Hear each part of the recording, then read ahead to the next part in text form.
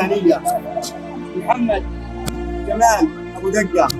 نسأل الله العظيم أن يرحمه برحمته.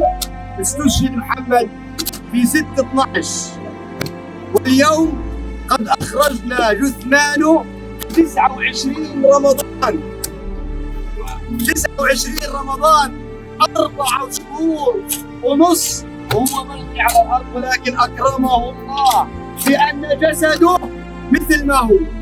فهذا شكر لله عز وجل، وهذا من صدقه مع الله عز وجل، ونسأل الله العظيم أن يتقبله.